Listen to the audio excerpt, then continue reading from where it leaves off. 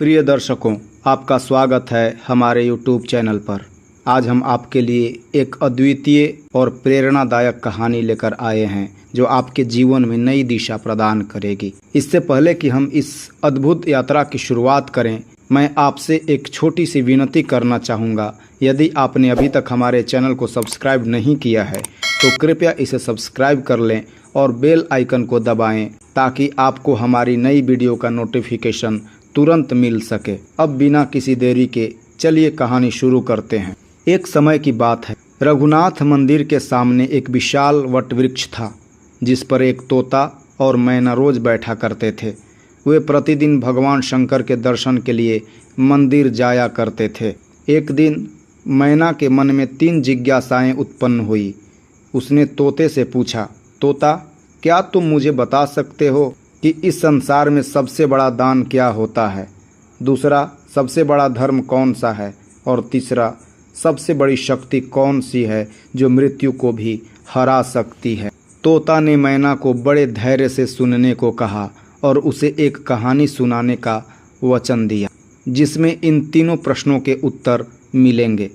तोते ने अपनी कहानी शुरू की और हम उसी कहानी के माध्यम से इन तीनों सवालों के जवाब जानने चल रहे हैं। कहानी एक शहर धर्मपुर की है जहां एक सामंत राजपूत ठाकुर अपने परिवार के साथ रहते थे। उनके 2 पुत्र थे। बड़े पुत्र का नाम धर्मवीर था जो गंभीर और शांत स्वभाव का था, जबकि छोटे पुत्र का नाम कर्मवीर था जो हंसमुख और साहसी था। एक दिन कर्मवीर अपने घोड़े पर सवार होकर भ्रमण के लिए निकला।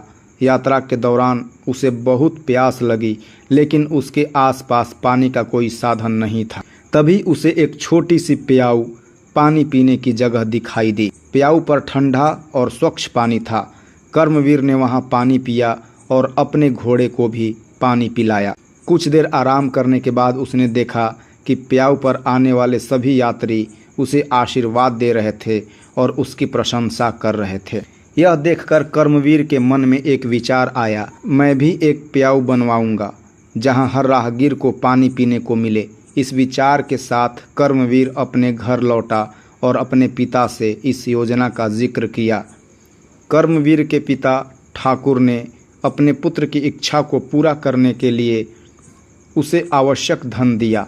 कर्मवीर ने एक ऐसे स्थान पर प्याऊ बनवाई जहां से 2-2 किलोमीटर दूर तक पानी नहीं मिलता था।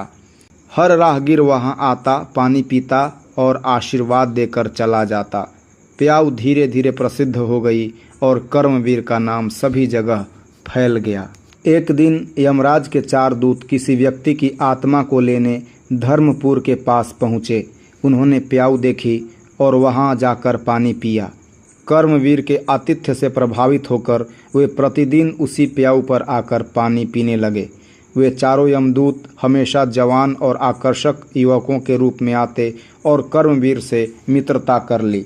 समय बीतता गया और यमदूत कर्मवीर के प्याऊ पर नियमित रूप से आने लगे। वे कर्मवीर के सच्चे मित्र बन गए। कर्मवीर का विवाह तय हो गया और उसने अपने चारों मित्रों यमदूतों को अपने विवाह में आमंत्रित किया। चारों यमदूत विवाह में आए और उन्होंने खुशी खुशी समारोह में भाग लिया। विवाह के कुछ दिन बाद यमराज ने उन चारों दूतों को एक नया आदेश दिया। उन्हें अगले दिन कर्मवीर की आत्मा को लेकर यमलोक लाना था। यह सुनकर यमदूत बहुत उदास हो गए। वे नहीं चाहते थे कि उनके प्रिय मित्र की मृत्यु हो, लेकिन यमराज का आदेश था और उन्हें उसे पूरा करना ही था। अगले दिन चारों यमदूत फिर से प्याऊ पर पहुँचे और कर्मवीर के साथ बैठकर पानी पिया, लेकिन इस बार वे बहुत उदास थे।